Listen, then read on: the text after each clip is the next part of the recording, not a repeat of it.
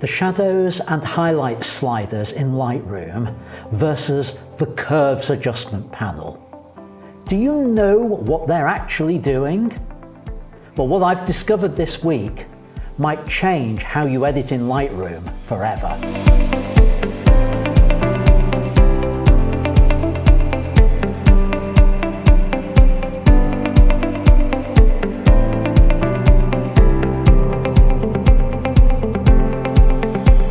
Hello, welcome to iansstudio. I'm Ian Butterfield.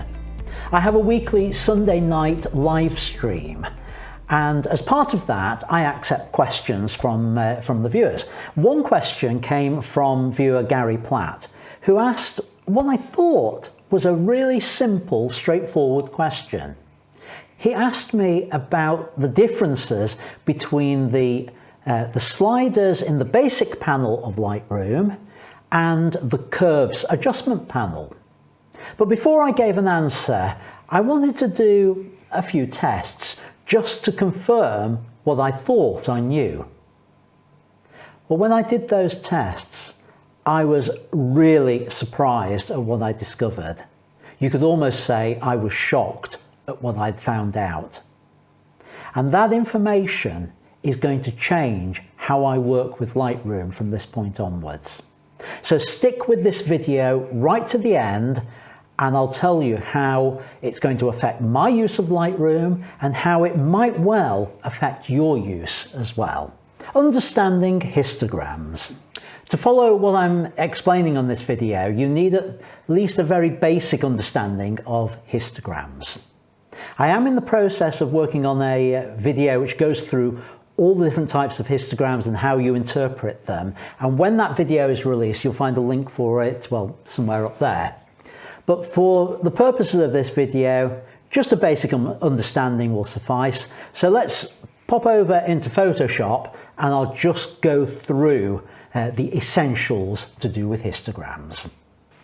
Here in Photoshop, I've got an image of a bride from a wedding shoot that I did. Let's open the histogram for that. So, Window, Histogram. Now mine is a little pop-out window. You may find in your case it turns up on the panel on the right-hand side. I've pulled it out just so that it's a little bit clearer. Now what the histogram is it's a graph of brightnesses along the bottom versus number of pixels with that brightness on the up axis, with 0 or the darkest pixels on the left and the brightest on the right. So we can see in this image that we've got a huge number of pixels which are almost pure white, and that will relate to this big bright area behind our bride. Then we've got a number of pixels which are bright but not pure white, and this huge grey peak. So where's the grey? Well, actually the grey is this area down below. It's the wedding dress. It's not pure white because it's in shadow, so that is represented by the peak in the middle. And then we get fewer and fewer dark pixels with just a very few really black pixels at the left-hand side. And that will correspond to the dark areas in the bouquet and the dark hair on our bride. Let me give you another example. This image is one you may have seen if you've watched my video on dynamic range. And if you want to see that video, you'll find a link to it again somewhere up there. Let's head back into Photoshop and I'll just talk about the histogram for this image. Now we can see on this image that we've got two peaks. The main peak is over on the left hand side, which is pure blacks and almost pure blacks, and that corresponds to the dark areas here at the bottom of the image, the black area behind our actress. There's very little in the mid-tones, there's a few pixels there, and that will correspond to parts of the dress, the face tones. And then when you get to the really bright areas, there is a smaller peak which corresponds to the candle that's lit there. the test image. To test what's going on in Lightroom, I needed an image that I could track what was happening with the different brightnesses.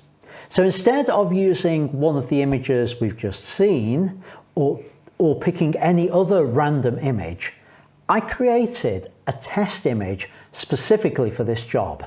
Let's go back over into Photoshop and I'll just talk you through the test image and how Photoshop responds to it. This is my test image and it's 16 bars of different brightnesses. They're all monochrome, and looking from the left, the bar on the left has a color value of 000000. Next one is 111111, then 222222, 333333, so on, all the way up to, on the right hand side, a value of FF in terms of hex. Now how that's represented in a histogram is we have 16 peaks, all the same size because each of these rectangles is the same size, with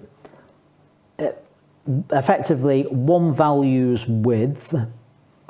So I have the one here represents the black on the left hand side, the one here represents the white on the right hand side, and then there is one for each of these different shades of grey in between.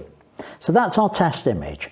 I've saved it as a PSD file so that there's no data being lost through lossy compression on there.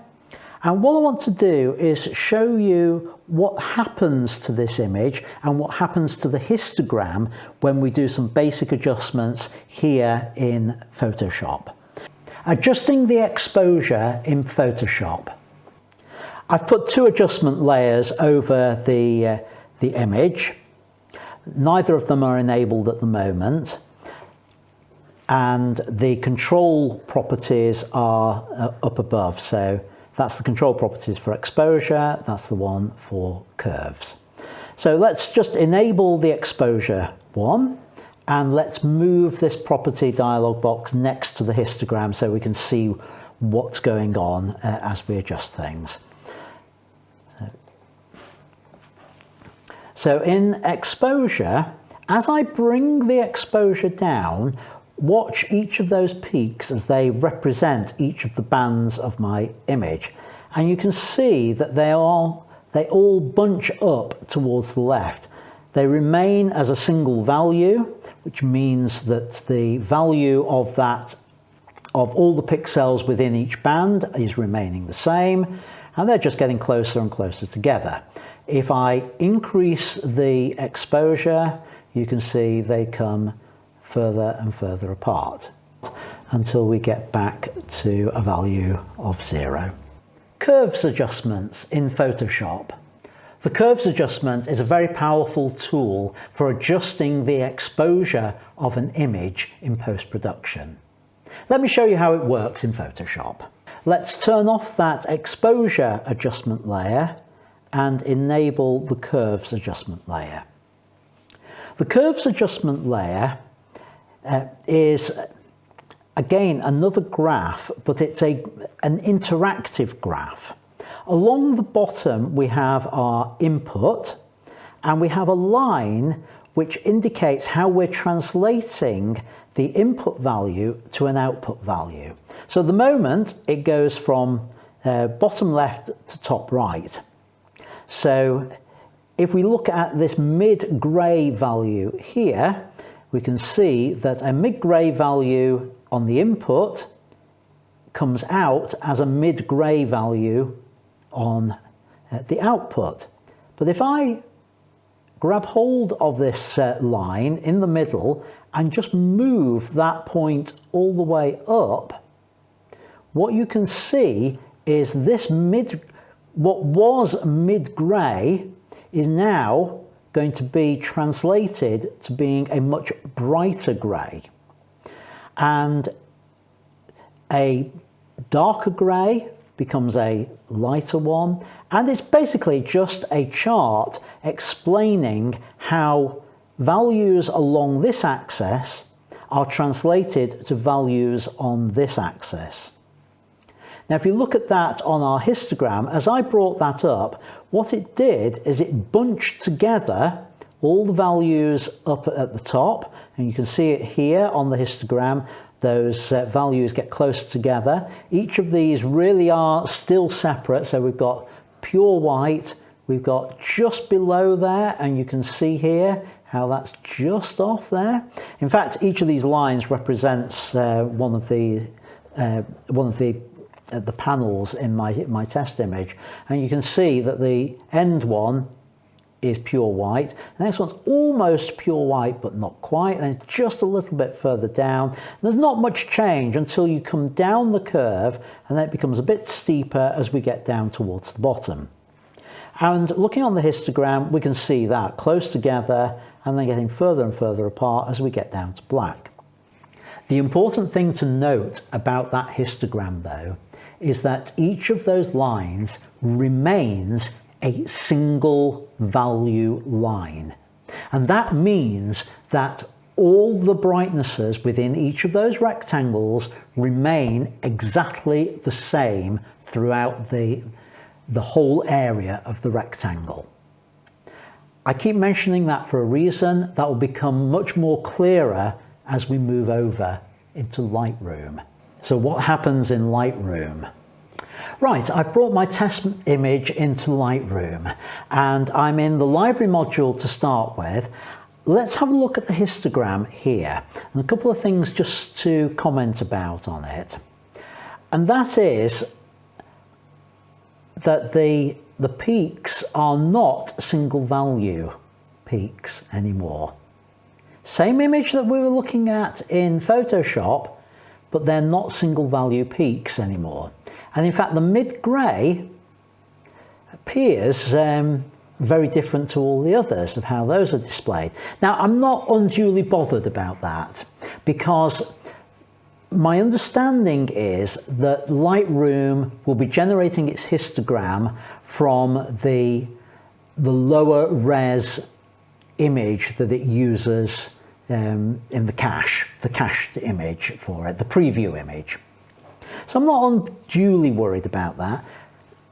What I am concerned about is how this is represented in the develop module. So let's go over to the develop module, D on the keyboard. And again, you can see the histogram here. Now this is a little bit more as I would expect. At least all the peaks are identical on there. They don't seem to be a single value, but that little bit either side, I believe, will be down to anti-aliasing when the cached image is generated. So I'm not worried about that at all. Let's consider it, let's give Lightroom the benefit of the doubt and say, yep, those are single value, or as near as damn it on there. Changing the exposure in Lightroom. Let's repeat the same tests that we did in Photoshop now in Lightroom and see what happens. When I adjust the exposure here in Lightroom, we can see exactly as before, all those peaks move in. Now, what is interesting here is to note that the peaks aren't all equidistant as I move them in. Much larger gap up here on the right hand side. I'm guessing that looks like some form of logarithmic scale. Happy with that. They are kept as effectively single value items, so they are single peaks, all getting closer together, and the same happens going the opposite way. Eventually we'll get a point where the end ones would collide. So exposure is behaving as I would expect. Let's have a look at some of the other sliders in Lightroom and see how the histogram responds to those. Changing the contrast in Lightroom. As I move the contrast slider, if I move it down to the left, we are reducing contrast, which means, as you can see, The mid values are getting closer together, which means we are reducing contrast in the middle, but they're getting further apart at the edges, which means contrast is actually increasing at the edges. And go the other way, and you can see as we increase contrast in the middle, we get larger gaps between the peaks, but they get closer together at the two extremes where there is less contrast in there. So let's reset that. With the whites slider, as I move that up, you can see what happens is everything starts moving up towards the whites. Now, predominantly, you would have thought it was just the white end that's being adjusted, but if you notice, all of those peaks are moving. The ones closest to white are moving the most with the white slider, but the ones further away are also being adjusted. So don't be fooled into thinking whites only affects the whites. If we look down here, as we're doing this, even the ones in the dark areas are being adjusted with the whites slider.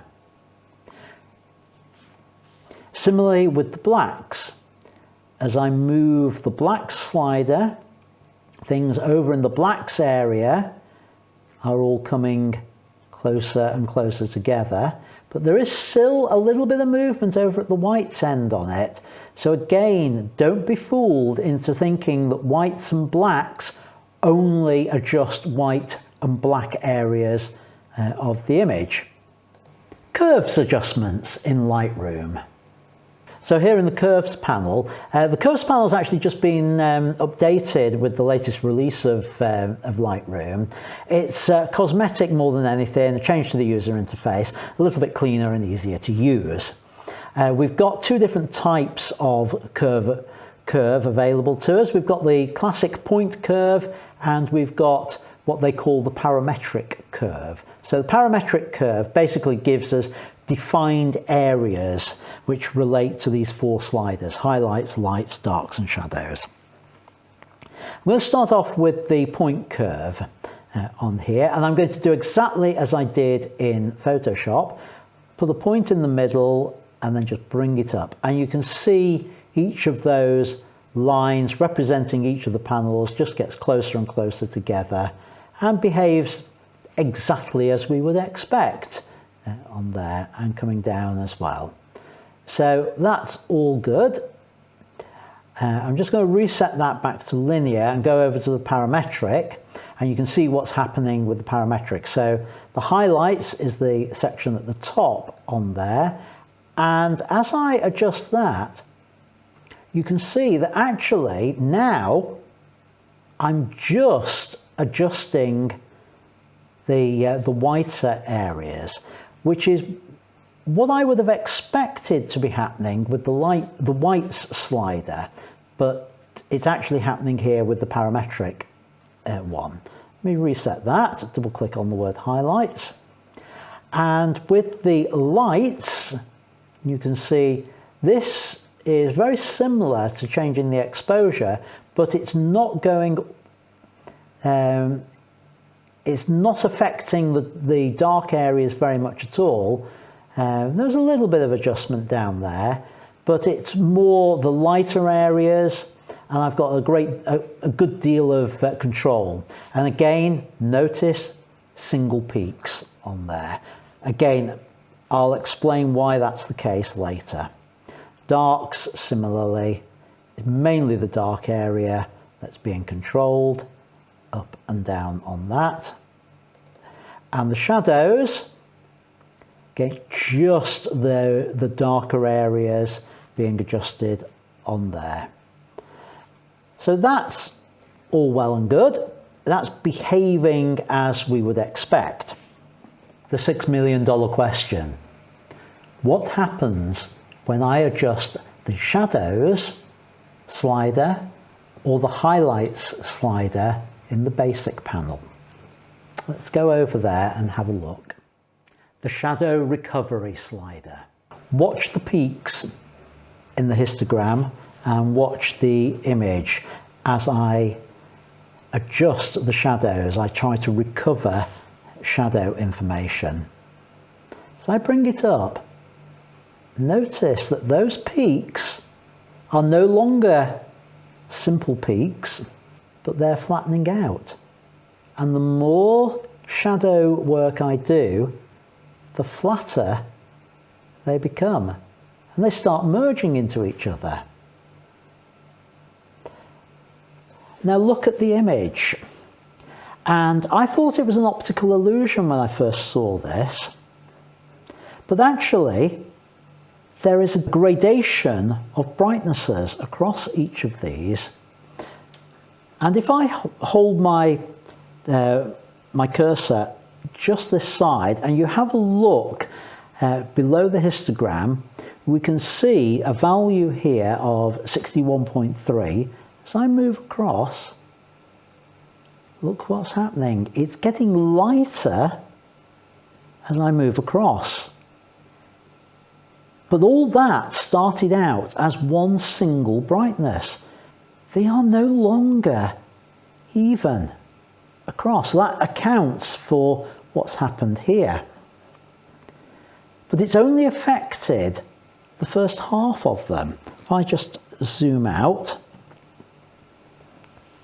you can see it has affected this half of the histogram, hasn't affected the black, the true black there. It's affected here. You can see that this goes from 27 at the left side all the way down to 23. So it's actually getting darker as you go across it. So what's actually happening here? Well, you can see with the shadow recovery that it's not affecting that brightness uniformly across the whole area. It's taking into account the brightnesses on either side of the pixels that we're adjusting.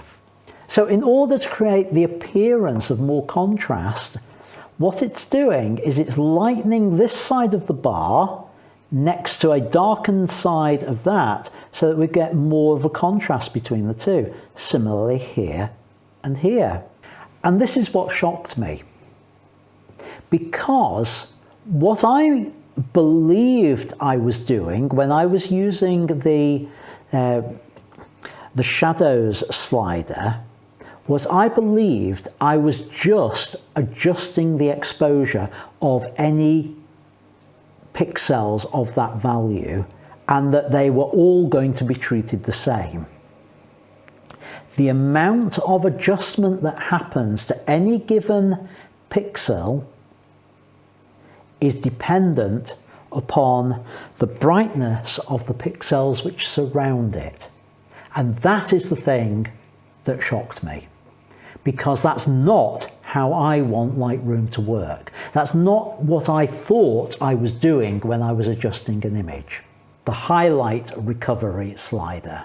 So as I adjust the highlights, as though I'm trying to pull back detail in a bright sky, as I bring those right down, we can see this flattening of those peaks. So we're getting this adjustment across them. So 0, 1, 2, 3, 4, 5, 6, 7, 8. So the 9th band is where it's becoming most obvious. So 1, 2, 0, 1, 2, 3, 4, 5, 6, 7, 8, 9. So here we can see the values go from 63.5 down to 60. I don't want Lightroom to treat identical pixels differently. I want them all to be treated the same. Because what's one of the more common things that we end up doing in Lightroom? We bring the highlights down, we bring the shadows up, and look what's happened on that histogram, how it's completely changed the information on there.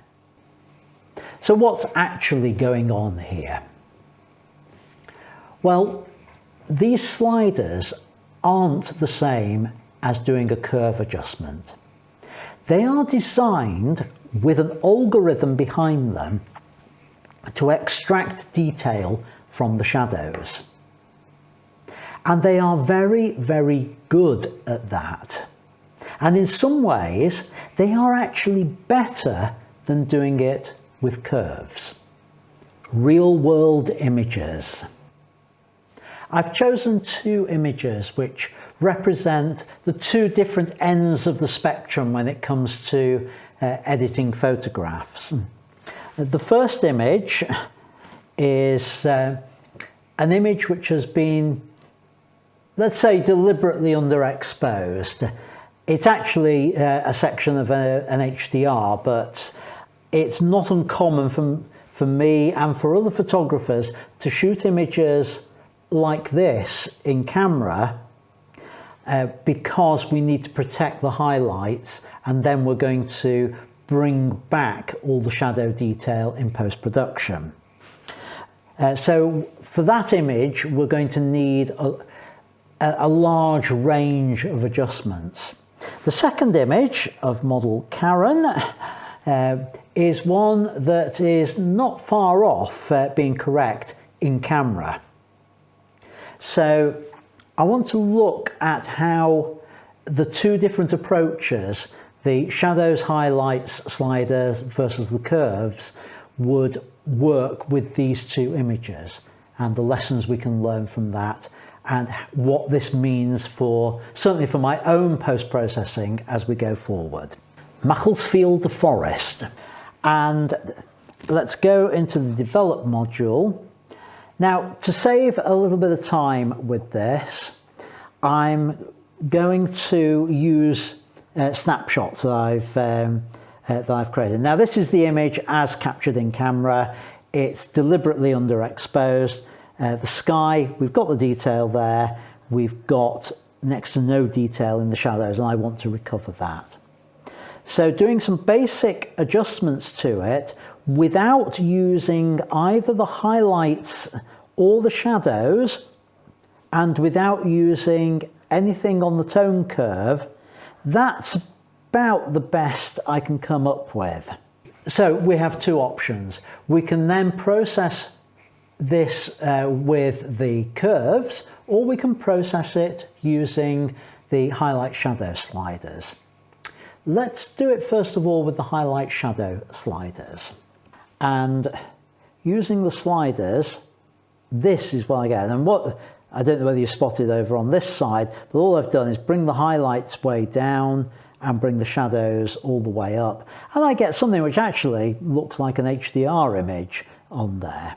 So let me reset that back. And the only thing I'm taking off are the highlights and shadows, and they come off. Let's go over to the curves panel, and if I do the settings with curves, and basically I've done exactly the same. I've brought the highlights down and I've brought the shadows up. The image looks flat and distorted on there. It doesn't look good. So you can see the difference by toggling between them. That's with the sliders, that's with the curves. And I would say for this image, using the sliders, the highlights and the shadow recovery has done a much better job than I could ever achieve using the curves. It's, yes, it's an artificial look, but then that type of image and that type of processing is always going to have that slight artificial edge to it anyway. So it does it much better. A portrait of Karen.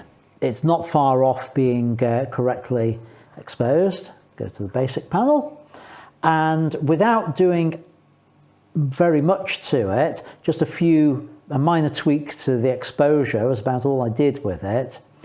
We have an image that is okay, but I would like to just bring down a little bit of the highlights, and I'd like to bring up a little bit more of the shadow detail on there. So doing it with the highlights and shadow sliders, I mean, it's okay. It's not bad at all, and that I would be I would have been quite happy with. And you can see all I've done is a slight adjustment to the highlights, a slight increase to the shadows. So I just toggle between those two.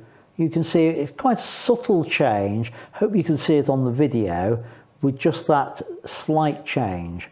However, if I want to try doing that with the curves, you see I've brought the shadows up a little way, brought the highlights down, comparable sort of changes to what I did with the sliders. I think the image is a little bit more pleasing on there. It's not quite as contrasty. I think it works a little bit better. I know I'm noted for having quite a contrasty look with my my images, but I've always strived to actually get it a little bit more realistic, and I actually quite like this as opposed to the version with the shadows and highlights. You see it's a bit more contrasty, and that's just a little bit more natural between the two. And that's the only difference, is which of those we've got on there. Summary. The two different ways of adjusting the highlights and adjusting the shadows give very different results.